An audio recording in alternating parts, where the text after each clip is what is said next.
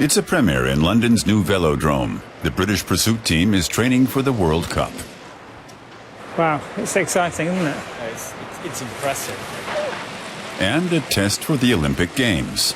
See the activity on the track with all these riders, the colour, the noise, the rumbling of the timber. It's fantastically exciting. So I can't wait to see the crowd in here and the cheering and competition. It's designed to be the fastest racetrack in the world. For architects Mike Taylor and Gustavo Brunelli, this is the first chance to see if their design works and if all the effort was worth it.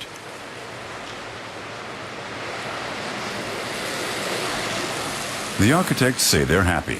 This sense of envelopment of the low roof and the double curvature, which you can see here very clearly, and the kind of synergy between the geometry of the track and the geometry of the whole building. Yeah, we very much had that in mind. So I thought it had always been about being a bit cozy in the feeling that it is a big venue, but you should feel that it's a small venue. You should feel close to the action, and you should feel in a protected environment as well.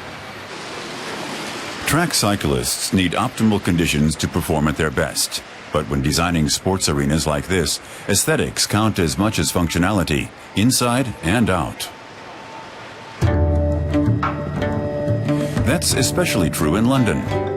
Buildings are representative of power and wealth, but modern architecture has to respect history. The British capital is always open to new and groundbreaking designs. Planners want to use the Olympic Games to stimulate green development by building the most sustainable sports arenas the world has ever seen. Architecture critic and design museum curator Dejan Sujic is skeptical. You could say that staging the Olympics in themselves is a crazy idea from a sustainable point of view. Getting all those people to fly around the world to watch people running around a racetrack. Building a stadium which will be used, in some cases one can say, like with the Athens game, never used again, or even the stadium in Beijing, a beautiful structure but hardly used now. The Olympic Park covers 2.5 square kilometers of former industrial wasteland in East London. The 80,000-seat stadium forms its centerpiece. After the Games, the Olympic Village will be used for housing. For the first time in the history of the Olympics, the stadium has been designed so it can be reduced in size later. Whoever takes it over can shape it to suit their needs. Any surplus material can be reused elsewhere. London's Olympic Stadium cost twice as much as Beijing's for the 2008 Games. David Stubbs is head of sustainability on the London 2012 Organizing Committee.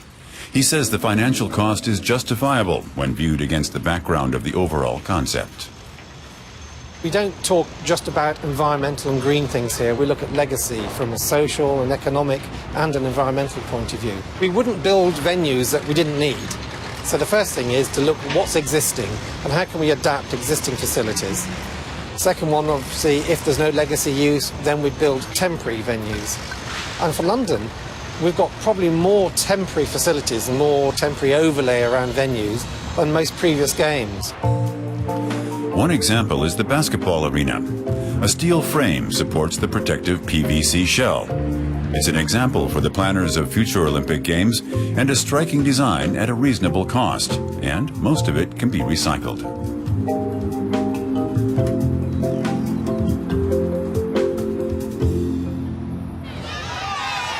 A friendly enough welcome for the Mayor of London, Boris Johnson, and the head of the 2012 Organizing Committee, Sebastian Coe. That's despite the fact that London 2012 has already cost 3 times its original budget.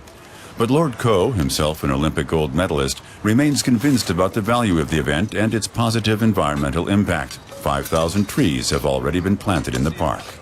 Sustainability should manifest itself in pretty much everything we do, whether it's the building standards that we've set ourselves, whether it is about the management of the games time, zero waste to landfill. It's right across the board. And the architecture, how you design your stadiums for the use for years to come, not leaving white elephants. The sustainability of your architecture is very important.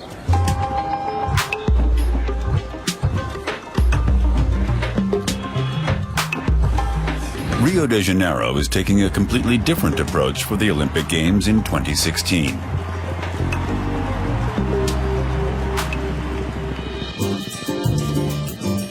Rio is without doubt one of the most beautiful coastal cities in the world. It's blessed by climate and location. The economy of the city is booming, and Rio is taking the opportunity to show off how good things are.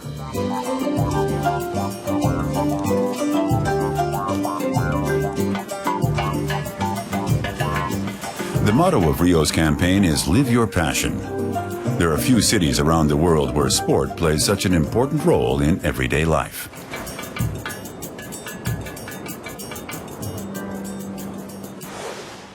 Unlike London, Rio has opted to spread out its sports arenas. The sites are in 4 clusters around the city. And Rio is the first host city for decades which is not building a new athletic stadium for the Games.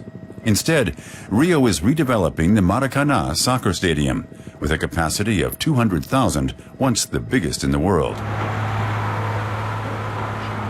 Work will be completed in time for the World Cup in 2014.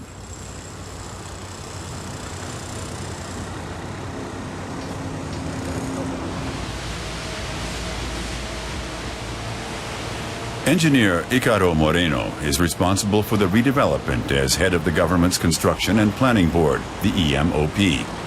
No one ever seriously considered tearing down the Maracanã. The stadium means too much to the city. But wouldn't it be cheaper to tear it down and build a new one? No, that wouldn't be any good.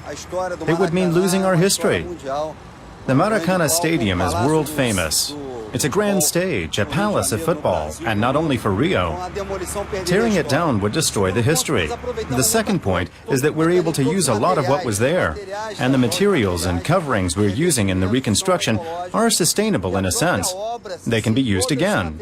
All in all, it's an ecological, green construction. The challenge for the architects was to come up with a design which would not change the look of the stadium from the outside. The Maracanã will lose half of its seating capacity, but the external shell and the characteristic features of the stadium will remain unchanged. Even the new roof should not be visible from the outside at ground level, but nothing on the inside will be the same if it's to meet FIFA requirements. The Maracanã will be completely different on the inside. The technology will be up to the latest standards. We're connecting 2 elements, modernity and history. That's what makes the Maracanã so special. It's retaining its history and is being completely rebuilt on the inside. For the first time in history, the Olympic Games will open in a football stadium and not one built especially to host track and field events.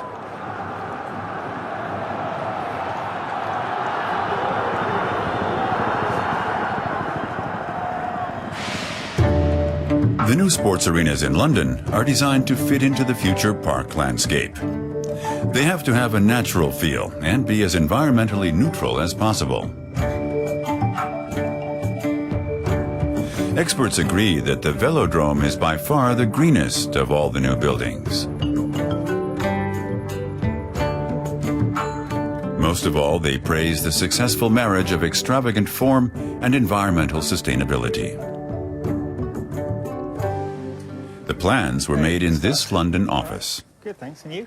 Not bad, not bad. Klaus, you right? Morning. I'm very Keeping well, well? thank you. Very well, thank you. After you? Come through. Unusually, the construction company was involved right from the beginning of the planning phase. Are you busy? The key to success was teamwork and constant communication. The result was something quite simple. Split them in half, so we put the seats all the way around the track, even around the steep banking, which is an enormous challenge to our engineering colleagues, but the idea, very simply, was that we would take out absolutely everything that's not doing work, like a bicycle. So it will be light, it will be efficient. It wouldn't look like a bike, necessarily. Everything would be designed to serve its own function. And by that, actually reduce a lot of the energy consumption the building will be after these 2 weeks of Olympics. This was our key diagram, wasn't it, where we said, okay, we've got a 6,000 seat venue. especially when you reduce energy. So embodied energy becomes a big part as a percentage. But also the whole process around trying to use recycling. The reason we've been successful was because we had a long period of planning, 2, 3, 4 years of planning, you know, and that thinking allowed, that thinking time before we started designing or building, allowed us to kind of really understand kind of what a sustainable community looks like. The planners here at Hopkins Architects benefited from their wide international experience in designing sustainable buildings. But the concept is relatively new in sports, so they faced new questions and new challenges. The engineers at their partner company, BDSP, and its German founder looked for simple solutions which would save energy cleanly. Primarily, what we do is we use natural ventilation for this whole velodrome, and what you see here is that this is the high end of the whole roof, so all the warm air will naturally rise up and will accumulate on this part, and therefore is allowed to egress out through these high-level vents, whereas in mechanical mode the air comes round, back through the ducts into the handling unit before being heated, pushed through these slots, and then pushed through all the way through here. So what we're trying to do is minimize the dependence on technology, minimize sophistication, and yet achieve a very energy-efficient building. The German engineering company Schleich & Bergermann, specialized in lightweight roofs, contributed to the prize-winning structure. The relatively low roof is hung on a net of steel cables. Daylight comes from above and through the surrounding windows. The racetrack is made of durable Siberian pine. But there's one fact that can't be hidden behind technical details and sustainable solutions. The most important thing with any sustainability is to make people like the building, and you've got to keep it alive and keep it going for a long time. So if it's not economically viable, if it's not socially viable, you know, the energy consumption is less important. So hopefully it's a building people will love and take to and look after and make it last a long time. And then after that, in terms of its performance, we've done everything we could to respond to the needs of the games, but also make it very efficient and cheap to use afterwards. We're now on our way to see a construction project which may find it hard to meet those criteria. We're in the middle of the Amazon rainforest, here where the Rio Negro flows into the Amazon. 1,000 kilometers from the coast and far away from any other city, this is Brazil's only free trade zone, around the young and thriving city of Manaus. The world-famous Opera House is the only building of note in the otherwise anonymous architecture. The provincial government recently renovated the landmark.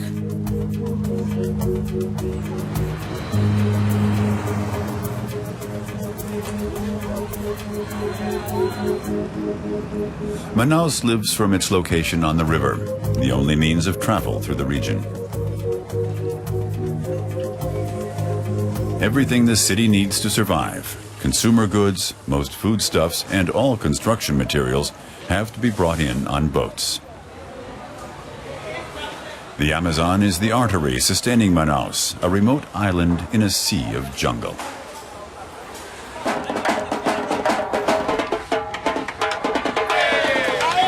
But Manaus is a host city for the 2014 World Cup, despite the fact that it boasts no top league sides.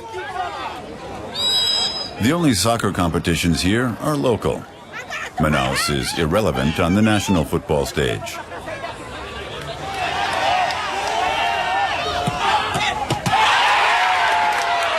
So the decision was motivated by politics and not sport. The authorities are building a 45,000-seater stadium to replace the old, inadequate one. The boggy ground in Manaus isn't making it any easier. The foundations need to be sunk deep.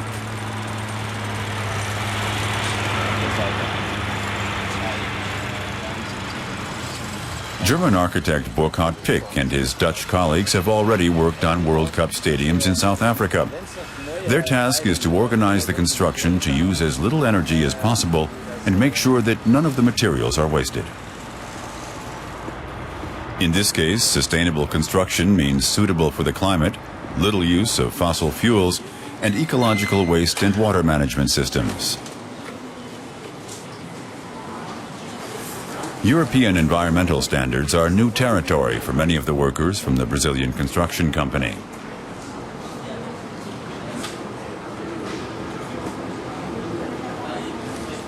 The form chosen for the new stadium is designed to withstand the extremes of the climate here. The roof merges into the sides. The steel structure starts there. This is a steel hollow box construction welded to form this honeycomb structure. It's a slimline steel structure, a frame covered with metal and membrane cladding. The side and roof cladding is made of a lightweight material, and that reduces the cost of the main supporting frame. The more lightweight I build it, the less material I'll need.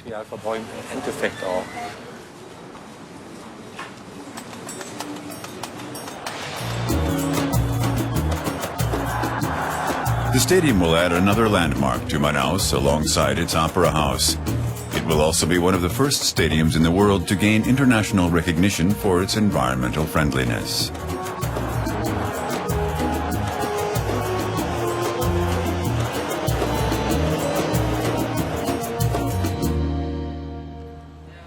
The Manaus Stadium is only one of 3 to be planned 4,000 kilometers away by the German architects Gerkan, Mark and Partners. Ralf Amann runs the company's Brazil projects. He says there's a growing demand for environmentally friendly architecture in Brazil. Amann says a change of mindset is taking place in the country. That's because people recognize now that building in a sustainable way does not automatically mean spending more money and can mean long-term savings. So Amann rejects criticism of the Manaus Stadium. Sustainability doesn't necessarily mean that we use the newest technologies, which are really expensive and that we maybe have to import. Sustainability also means being as intelligent and functional as possible, using existing technologies in such a way that they make sense for the entire project and don't exceed the budget.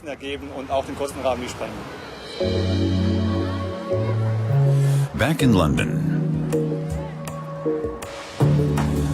the first design of the Olympic swimming pool put forward by star architect Zaha Hadid would have exceeded the budget. But her bold architecture helped London win the Games in the first place.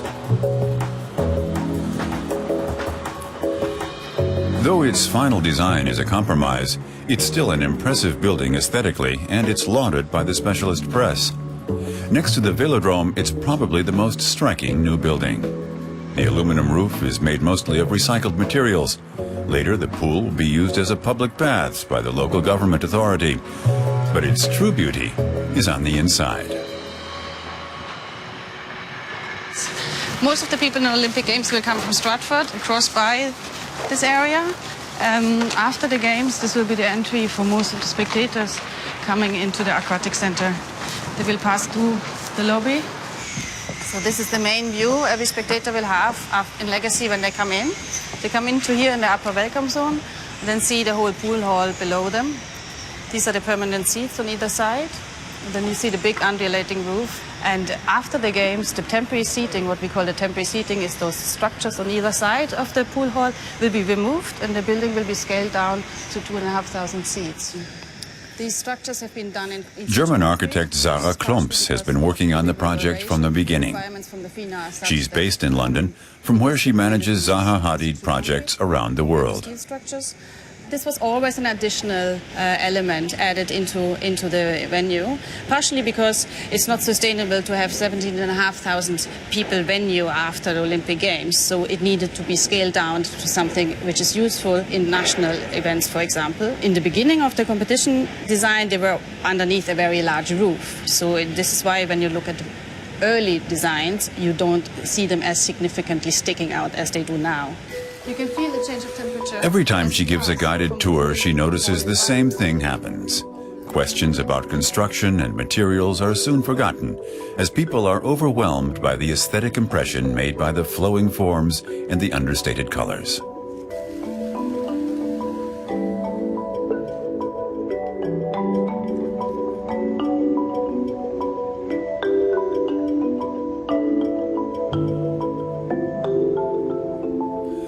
But this building too meets the highest ecological standards. Zara Klumps says contemporary architects think in the long term. It is important for us to know that we're building a building which will stand there for the next 50 years, so without having to be painted again, refurbished again, etc. So per se is a sustainable building instead of trying to build something temporary, then having to throw it away or assemble or reassemble it. It's certainly the most beautiful swimming baths in Britain, and it's also the most expensive. When Rio de Janeiro competed directly with London for the 2012 Games, all the sports venues were planned alongside new hotels in the historical center of the city. The IOC rejected the plan as incalculable and dangerous.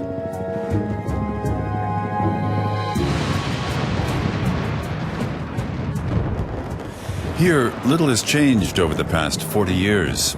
Industrial ruins are only now being demolished. One of the biggest problems faced by Rio is that a large part of the population lives in illegal settlements with no access to public utilities.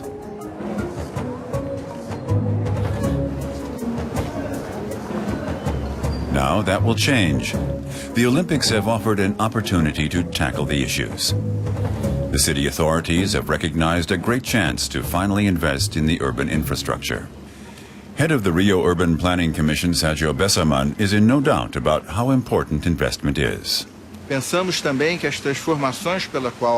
believe that the changes the city is going through in transport, refuse disposal, and everything else are sustainable in every way. It's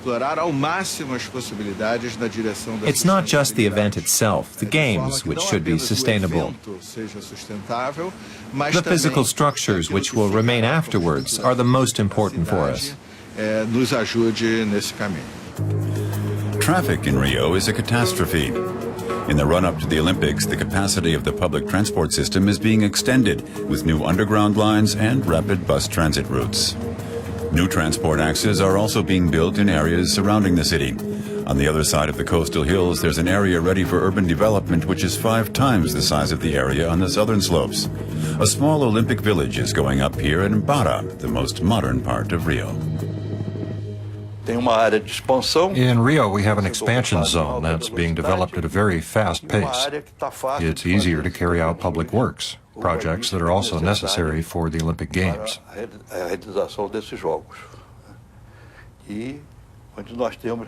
We want to do the best we can because we're interested in the sustainable development of the entire region. Carlos Fernando de Carvalho is one of Brazil's most wealthy investors. He and his son are pushing forward the development of their city. They hope the Olympic Games will fast forward progress by decades. The master plan drawn up for Rio recognizes the chance to reinvent the city. Rio's Olympic Park is planned at the site of the old Formula One racing track. Not an industrial wasteland like in London, but a fairly virgin site. It's not in the middle of the city, but more on the outskirts. Some of the sports venues are in place, others will be temporary. There are no plans to build expensive new arenas. The existing track and field stadium is going through basic refurbishment to bring it up to scratch for the Olympics. The philosophy of sporting events is changing. It's not about building expensive stadiums anymore. The resulting infrastructure and social concerns are just as important. And the expertise of German architects and engineers is in demand around the world. It's not just their knowledge of environmental standards. What's important is their know-how about simple but intelligent solutions. Spectacular designs aren't enough anymore. Today's architects have to take into account many environmental aspects and not just innovations in construction technologies. When we talk about sustainability, we're not just talking about more energy efficiency. We're also talking about financial sustainability, social sustainability, and economic sustainability in general.